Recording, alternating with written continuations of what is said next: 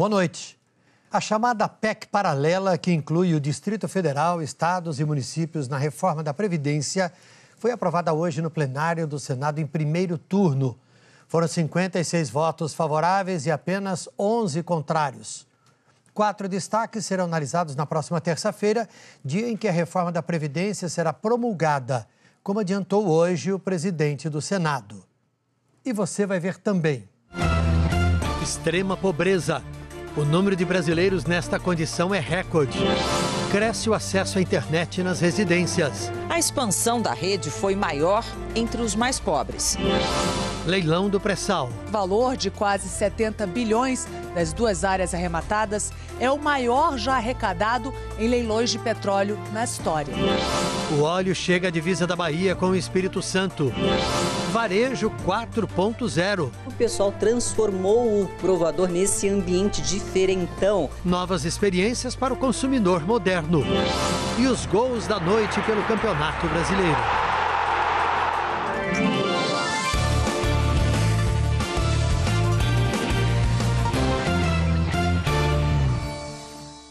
O Senado aprovou hoje, em primeiro turno, o texto principal da proposta de emenda à Constituição que permite incluir estados e municípios nas novas regras de aposentadoria. É a chamada PEC paralela. A repórter Giovana Teles acompanhou a votação e conversa conosco agora ao vivo. A proposta foi aprovada por uma boa margem. Giovana, boa noite. Boa noite, Tramontina. Boa noite a todos. Foi sim, Tramontina, neste primeiro turno foram 65 votos a favor e apenas 11 contrários. A PEC paralela complementa a reforma da Previdência. As mudanças que os senadores achavam que deviam ser feitas ficaram todas nessa PEC. A de maior destaque, como você já falou, é a inclusão de servidores de estados e municípios nas mesmas regras que já foram aprovadas na reforma para os funcionários públicos federais.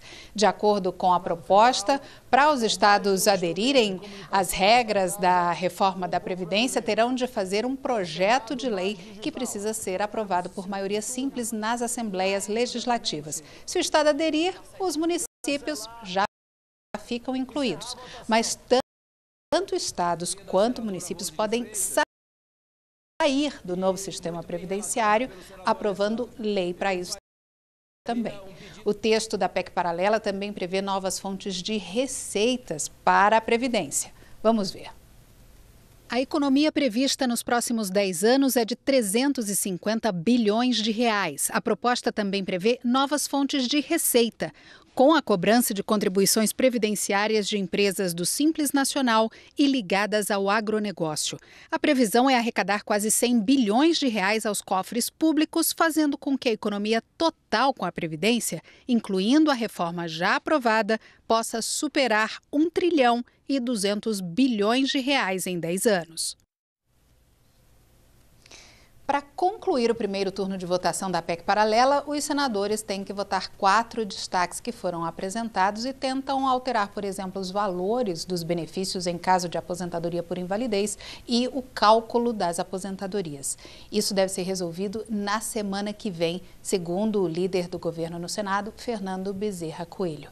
E depois precisa ter o segundo turno para poder seguir para a Câmara.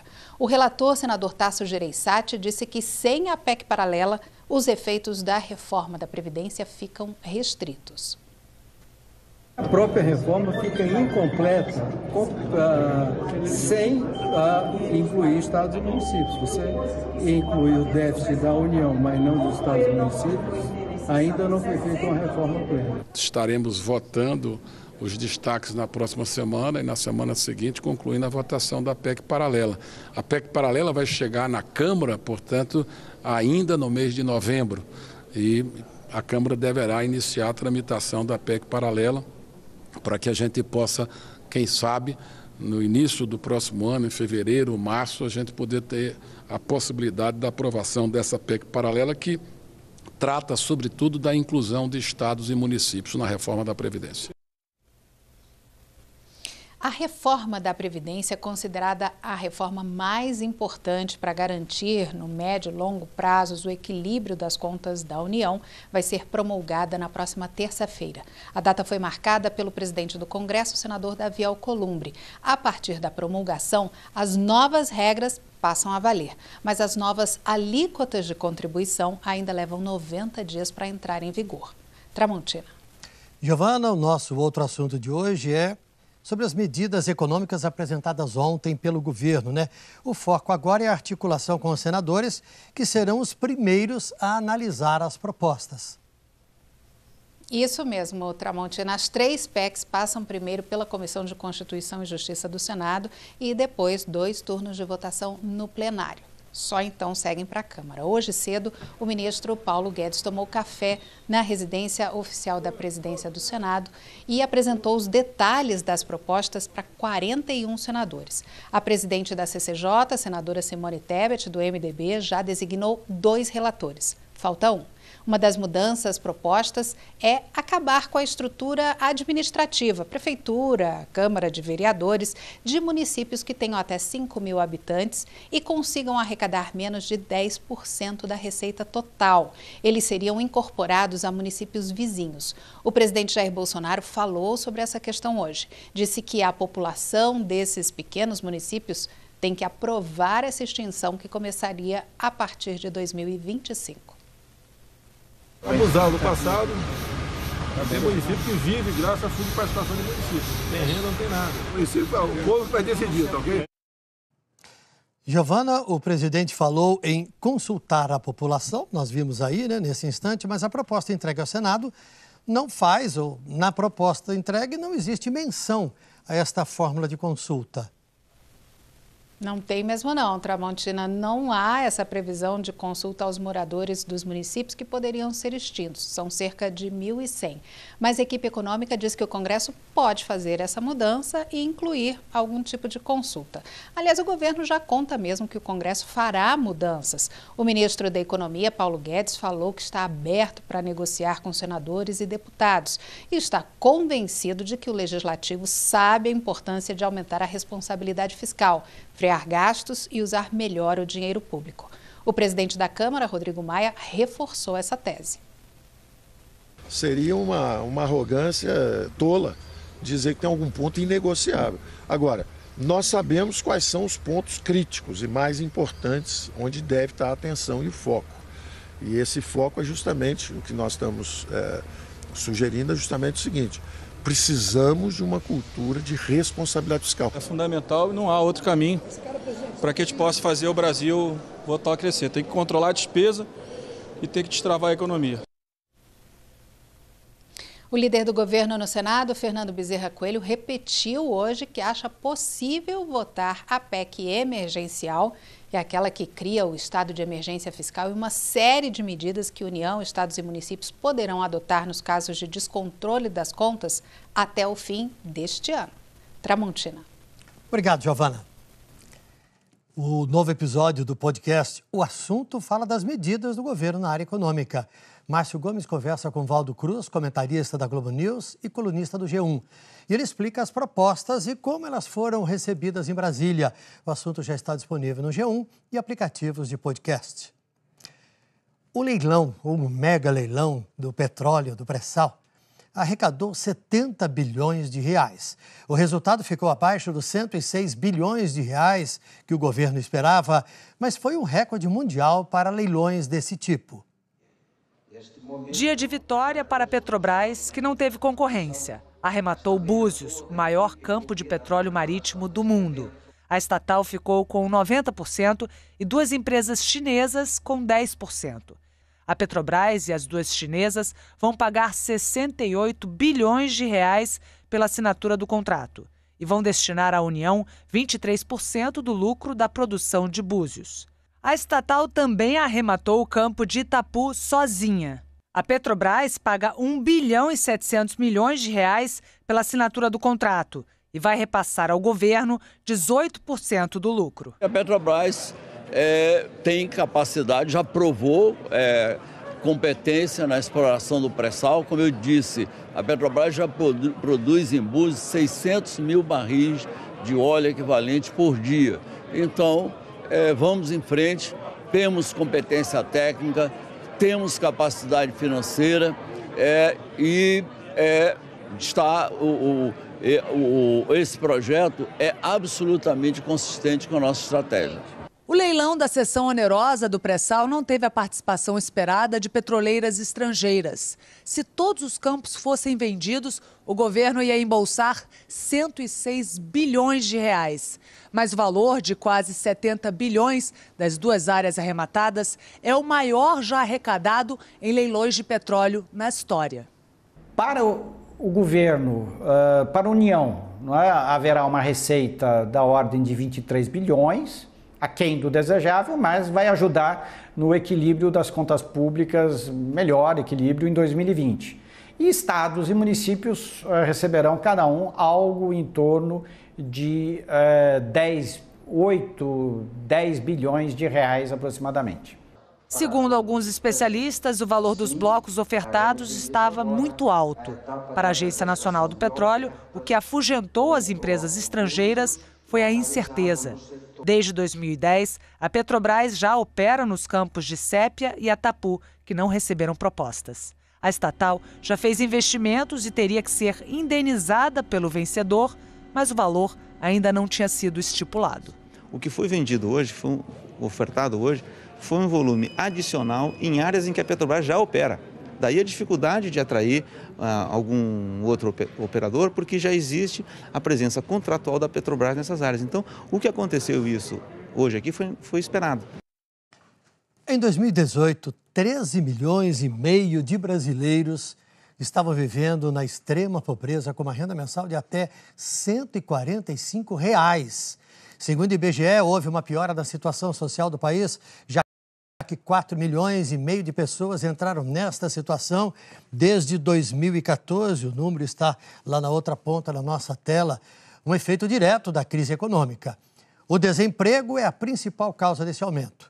Para efeito de comparação, no final de 2014, a taxa estava em 6,5% e já no final do ano passado, 2018, o desemprego estava bem maior, em 11,6%. O estudo do IBGE, divulgado hoje, também mostra que a internet já é realidade em quase todas as casas brasileiras. A conexão com o mundo cresceu. 8 em cada 10 brasileiros têm internet em casa. O número de residências com acesso a esse serviço subiu de 68% em 2016 para 80% em 2018. Esse salto foi impulsionado pelos smartphones. A expansão da rede foi maior entre os mais pobres. 66% da população com renda de até R$ 420 tem internet em casa. 2 anos antes, esse percentual era de 48%. Mais conectados, mas com menos bens dentro de casa. Foi o que a pesquisa também mostrou entre esses brasileiros com menos renda. 51% tem um carro na garagem, por exemplo.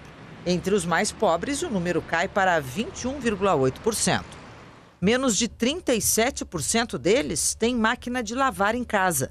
Uma diferença significativa se comparada ao percentual da população em geral, 65,6%. E eu tô sempre lavando, que eu não gosto de roupa suja e é muita roupa, porque eu lavo de todo mundo, que ela tá doente. E eu lavo do meu filho e lavo das crianças e a minha. O desabafo é de quem ainda vive com mais um agravante. A família está sem geladeira. Rosane perdeu o eletrodoméstico numa enchente e, sem emprego, ainda não conseguiu comprar outro. Eu deixo lá no freezer da minha colega. Minha colega guarda para mim. É difícil, né? A gente tenta sobreviver, porque tem as crianças também e eu dou preferência para as crianças. Não deixo faltar o leite para eles, nem fralda. Primeiro eu dou prioridade para eles, né? E depois, então, a gente. A Polícia Federal abriu inquérito para apurar a prática de supostos crimes de obstrução de justiça, falso testemunho e denunciação caluniosa no caso do depoimento do porteiro do condomínio do presidente Jair Bolsonaro. A PF também vai investigar se houve o crime de calúnia ou difamação contra o presidente previsto no artigo 26 da Lei de Segurança Nacional. O Ministério Público Federal pediu a abertura de inquérito depois que o Procurador-Geral da República, Augusto Aras, encaminhou o ofício assinado pelo ministro da Justiça, Sérgio Moro. O MPF do Rio afirmou que o inquérito corre em sigilo e que só vai se manifestar depois da conclusão das investigações. O óleo apareceu hoje no município baiano que faz divisa com o Espírito Santo. Pequenos fragmentos foram encontrados entre as cidades de Nova Viçosa e Mucuri, no extremo sul da Bahia. Mucuri está na divisa com o estado do Espírito Santo. A prefeitura de Mucuri tem usado drones para ajudar no monitoramento das praias. Em Nova Viçosa, até agora, mais de 50 quilos de óleo foram recolhidos. O óleo apareceu hoje no litoral de Alcobaça, também no extremo sul da Bahia, a cerca de 70 quilômetros do arquipélago de Abrolhos. Até agora, 31 municípios baianos já foram atingidos pela poluição. A empresa grega Delta Tankers, que opera o navio suspeito pelo vazamento, nega a acusação.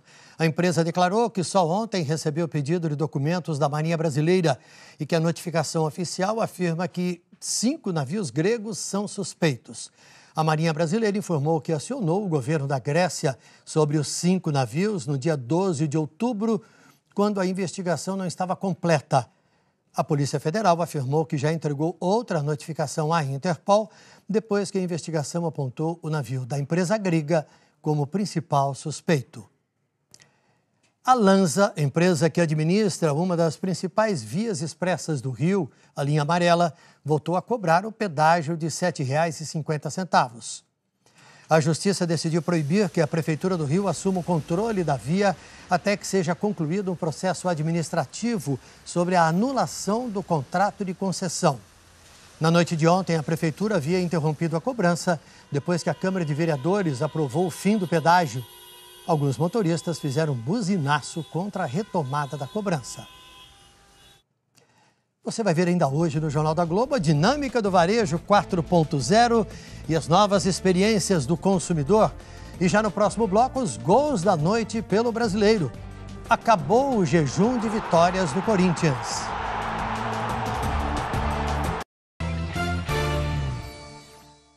Hora do futebol no Jornal da Globo e o Felipe Diniz já está aqui no estúdio para contar tudo para a gente. Boa noite, Felipe. Tudo bem, Tramontina? Boa noite para você, boa noite a todos. Tudo bem, tudo certo. Começamos falando do jogo do Palmeiras, né? O Palmeiras venceu mais uma e fica aí na expectativa, na perseguição ao Flamengo. Tá na esperança, pelo menos ainda, de, quem sabe, conseguir o bicampeonato brasileiro. A diferença, na verdade, caiu para 5 pontos. Vale lembrar que o Flamengo joga amanhã contra o Botafogo. No Rio de Janeiro, o Palmeiras fez a parte dele e conseguiu uma vitória, mesmo poupando os jogadores. A gente já está vendo os lances lá de São Januário, Palmeiras e Vasco. E o gol do Lucas Lima. Bate-rebate, o goleiro rebateu, o Lucas Lima ficou com a sobra e tocou de perna direita para fazer Palmeiras 1-0. Jogada do Rossi pela direita, cruzamento. Olha o que fez o Mike. Jogou contra o Patrimônio, gol contra do Mike para empatar o jogo.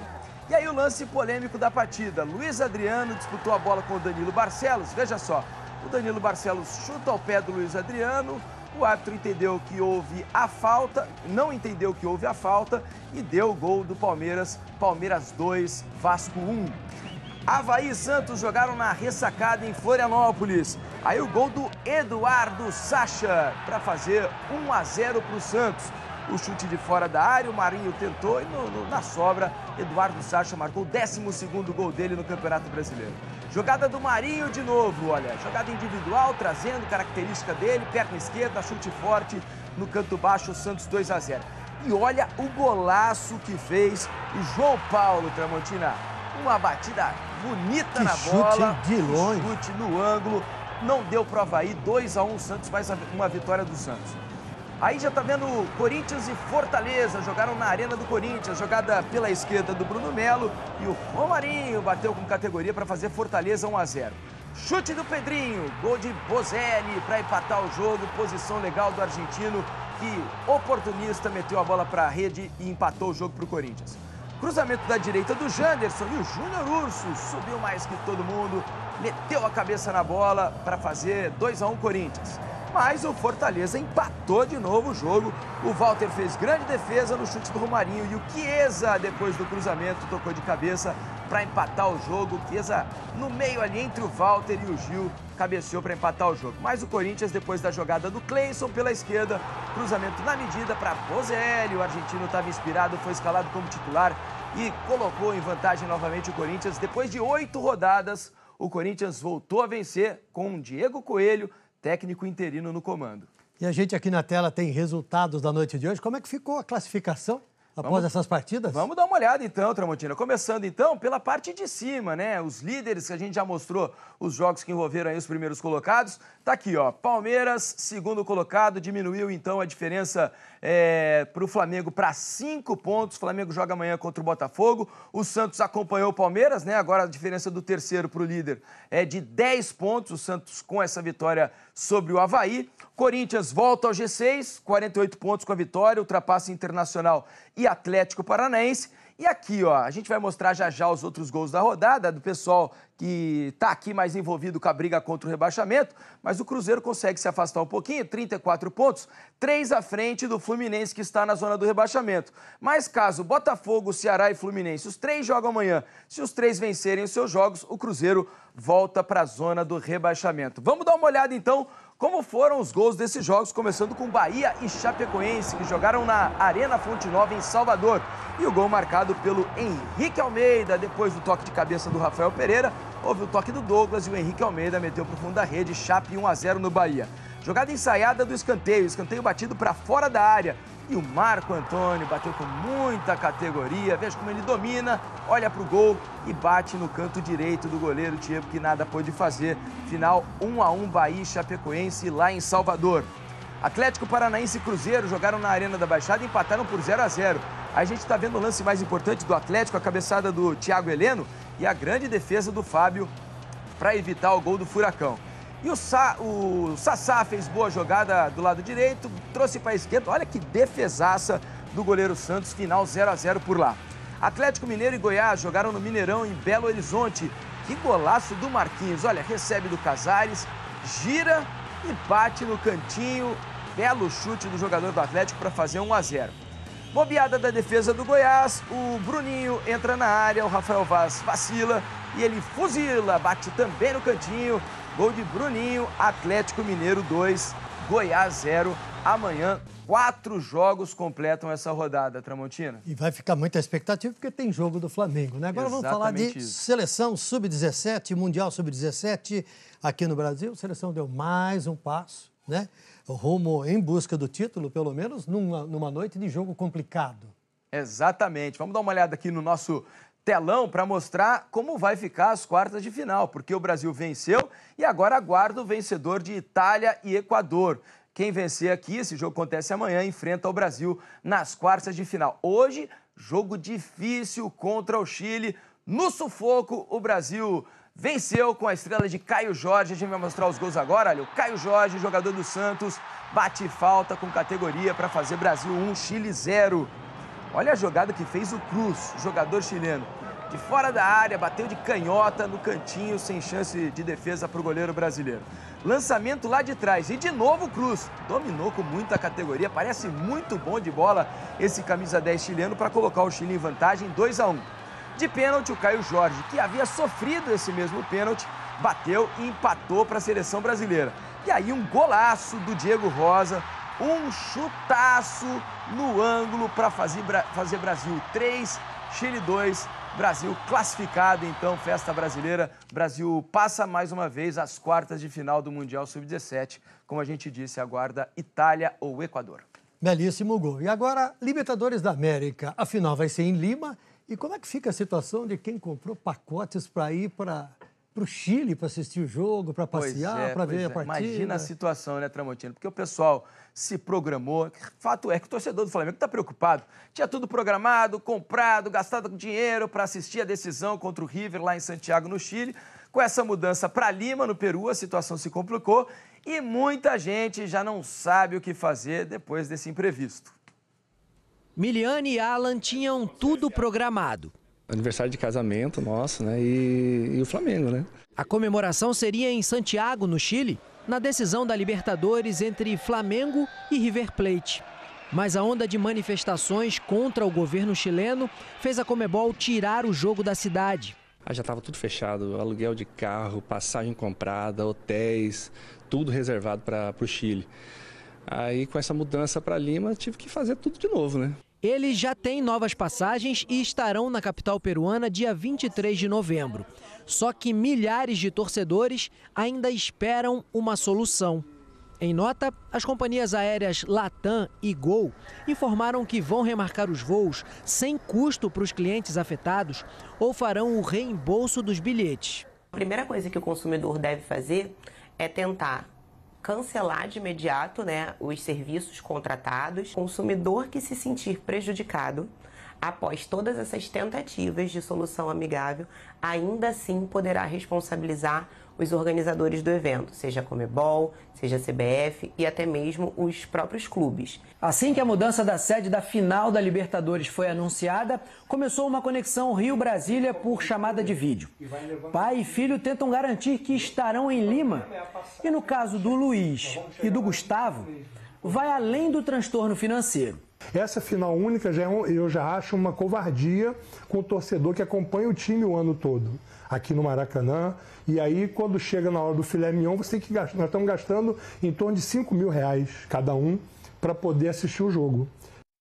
Eu também não gosto de final única, não. Tinha que premiar o torcedor que acompanhou a Libertadores toda, foi em todos os jogos e agora muitos ficam privados de assistir a grande decisão. O fato é que o pessoal gastou dinheiro, o que era para ser uma diversão, de repente até uma viagem a turismo, para aproveitar o jogo e o país, no caso Santiago, no Chile, acabou se tornando uma baita dor de cabeça para muita gente e como a gente viu aí, o pessoal está quebrando a cabeça para resolver o pepino agora, né, Tramontina? Tomara que consigam. É isso aí. Obrigado, Felipe. Obrigado a você, boa noite a todos. Amanhã estou de volta.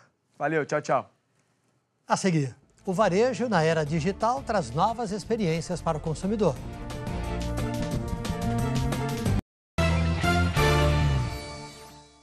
A nossa relação com a tecnologia criou um novo desafio para o mercado varejista: integrar todos os canais de venda e proporcionar uma experiência diferente para o consumidor. Lojas, vendedores, opções de pagamento, tudo precisa estar nos dois mundos, físico e virtual.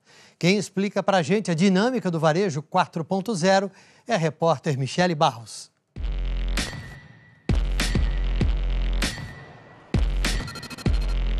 Quem entra na loja grandona, estilo parque de diversões feminino, costuma sair sem sacola. É bem mais fácil, você pelo celular ou pelo computador, você em um clique tem acesso a todo o produto que você deseja. O negócio em si acontece no mundo online. A marca nasceu na internet. As lojas, chamadas de guide shops, só vieram depois, com a função de apresentar o produto para a cliente. Hoje, 1 em cada 4 pedidos é feito dentro de uma guide shop e a gente sente que cada vez mais a cliente ela não só compra aqui, mas ela se sente mais segura também para comprar da casa dela depois que ela visita o nosso ponto físico.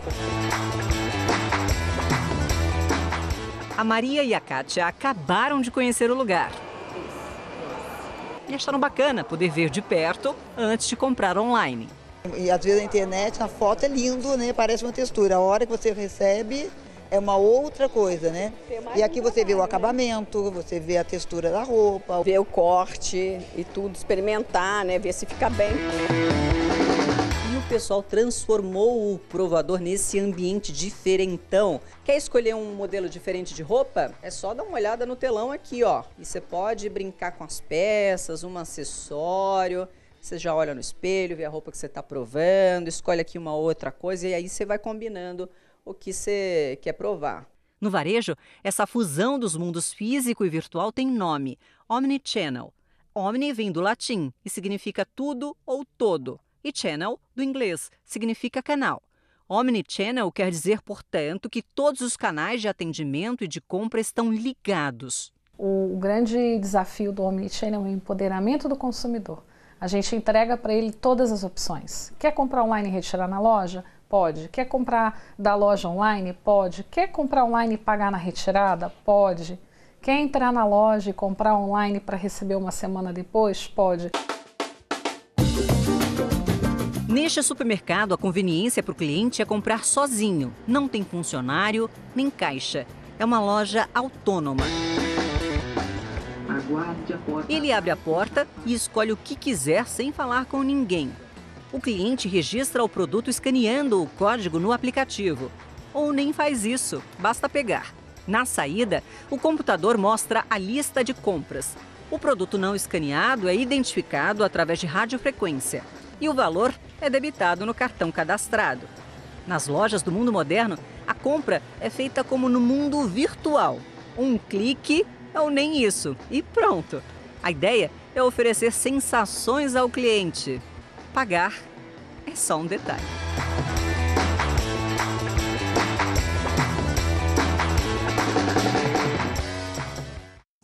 E o Jornal da Globo